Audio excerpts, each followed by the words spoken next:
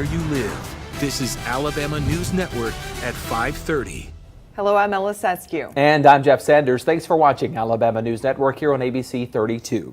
First at 5:30, there are new developments in the fallout between President Trump and Michael Cohen. The president's former attorney implicated Trump while pleading guilty to campaign finance violations that allegedly involve a well-known tabloid. Kenneth Moten reports from Washington. White House press aides shouted down reporters as they tried to ask President Trump about the latest headlines engulfing him. I'm not involved. I wasn't charged with anything. Trump on Fox News hours after his former personal attorney Michael Cohen pled guilty to violating campaign finance laws by paying adult film star Stormy Daniels to keep her claim of a sexual encounter with Trump in 2006 quiet. Cohen said he did it under orders from then candidate Trump. The president blasted Cohen for pleading and pointing fingers. There's this whole thing about flipping, they call it. I know all about flipping. For 30, 40 years, I've been watching flippers. I've had many friends involved in this stuff. It's called flipping, and it almost ought to be illegal. But Cohen wasn't the only person close to Trump talking to the feds. Court documents revealed the National Enquirer's alleged involvement in hush money payments during the campaign to Daniels and Playboy playmate Karen McDougal, who claimed she had an affair with Trump a decade ago. Cohen secretly recorded a conversation with Trump in 2016, mentions David Pecker, the tabloid's publisher and longtime friend of Trump's. I need to open up a company for the transfer of all of that info regarding our friend David. ABC News learned the feds granted Pecker immunity in the Cohen investigation in exchange for information. And that was Kenneth Moten reporting. The GOP chairman of the Senate Judiciary Committee, Chuck Grassley, has reached out to Cohen's lawyer. He wants to hear from Cohen to decide if his committee needs to investigate his claims against the president. The Alabama National Guard and a couple of state offices are joining forces to fight security threats that often go unnoticed until it's too late. From ransomware to election tampering, there is currently no statewide plan of action for cyber attacks. Alabama's Office of Information Technology and the Secretary of State are now bringing in the National Guard to not only monitor but help prevent cybersecurity attacks before they happen. It's part of a joint training program. Today, training was largely centered around election security and pinpointing areas that can make Alabama's voting system vulnerable. In the electronic world we live in, paper ballots aren't hand delivered to the Capitol and counted anymore. So all of that happens over electronic. So if there was a cyber emergency that affected the state, we could call on the National Guard to come over and help us, and they would already be up to speed and know how things are done here. There is currently a bill in the U.S. Senate that would require all states to have a cybersecurity plan. Governor Kay Ivey recently signed on to a multi-state compact to improve cybersecurity within Alabama. And we have new information about a deadly crash on Interstate 85 this morning. State troopers responded to an accident on I-85 South near the Wah exit around 9 this morning. 79-year-old Patrick Redding and 61-year-old Evelyn Redding were killed in that wreck. Another driver was seriously injured and taken to a local hospital. The wreck caused southbound lanes to be shut down for some time, but they are now back open. Troopers are continuing to investigate the crash. A Millbrook man accused of producing a viral child porn video has agreed to a plea deal. Jermaine Moore pleaded guilty in federal court to 3 counts of production of child pornography in exchange for a recommended sentence of 50 years. Moore was arrested earlier this year in connection to the viral video, where authorities say a 6-year-old girl was forced to perform a sexual act.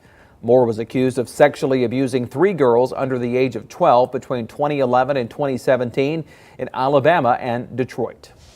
ABC 32 is taking action against crime. Crime Stoppers says a sex offender wanted in Covington County has been found in Michigan after an anonymous tip. Jermaine Phillips was wanted on 2 counts of violating the Sex Offender Registration and Notification Act and possession of marijuana. Authorities say the tipster was afraid that Phillips was going to harm a child in Detroit, Michigan. He will now face charges in Alabama after prosecution in Michigan. And Dadeville police and the Tallapoosa County Sheriff's Office have arrested a registered sex offender. Authorities say 26-year-old Joshua Ammons was arrested Monday. He has been charged with sex abuse of a child under the age of 12. Ammons is being held in the Tallapoosa County Jail on a $150,000 bond. Well, crews are hard at work transforming the old Hayneville Road Elementary School to a temporary school for BTW students.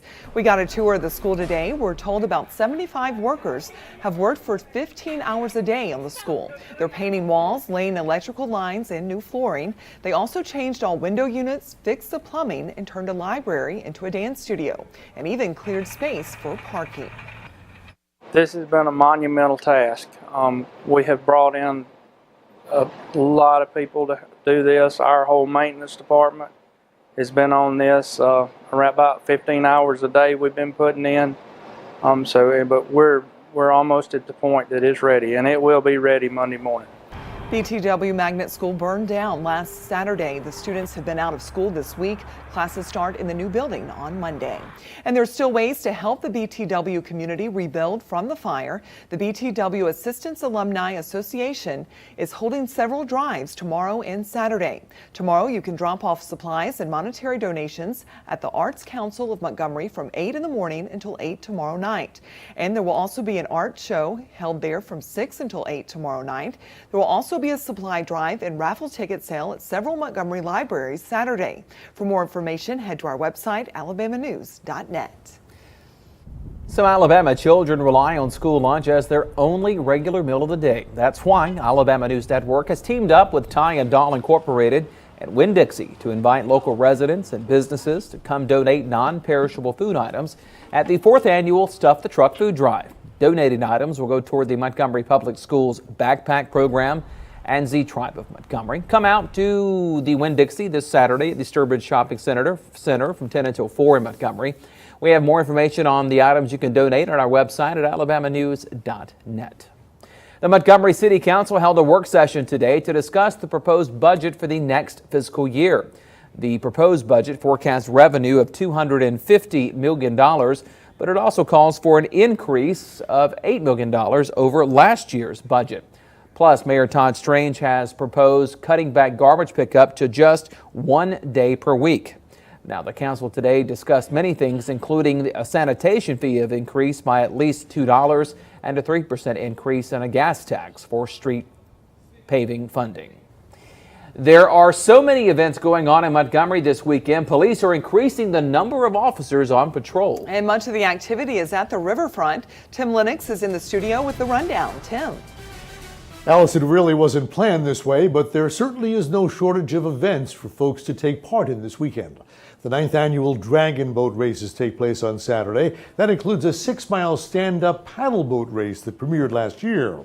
There'll also be art on display and music to hear and food to eat. Sports, too. ESPN broadcasting its first college football game of the season, Jacksonville State taking on North Carolina at Crampton Bowl. The Biscuits will play their last hometown stand this weekend and are hoping to do well enough to bring the season championship back to the city. Montgomery Major Tanya Thompson says all of those extra eyes downtown will help prevent crime. By design, it kind of naturally helps with crime prevention, really does. But at all of the events that we've got going on, we'll pay close attention and have extra officers, just make sure that they're maintaining their patrols and stepping up their patrols in each of these areas in addition to the ones that are assigned to the events. Now, there's also a Black Film Festival at Alabama State University's campus and in the Capri Theater this weekend. Alice. All right, thank you, Tim. And you'll find more information about the weekend online. Just click on this story on alabamanews.net. We're tracking the web with your comments on this. We want to know, what event would you like to see the city of Montgomery host? If it was up to you, let us know. Head over to Facebook and Twitter. Just look for Alabama News Network. Well, members of the Alabama News Network staff teed up for a good cause today. Our Putts for Paws golf tournament was held this morning at the Emerald Mountain Golf Course. The Alabama News Network team included Chief Meteorologist Shane Butler, Daryl Puckett, and Olivia Dees. Proceeds from the tournament benefit the Elmore County Humane Society.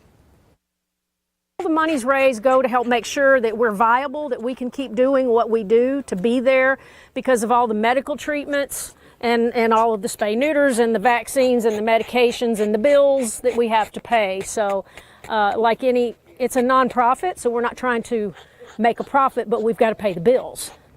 And we would like to thank everyone who participated in the tournament. Coming up on Alabama News Network at 5:30, China's Commerce Ministry is fighting back against President Trump's new tariffs. Anchor Daryl Hood has more in your On Your Side consumer alerts.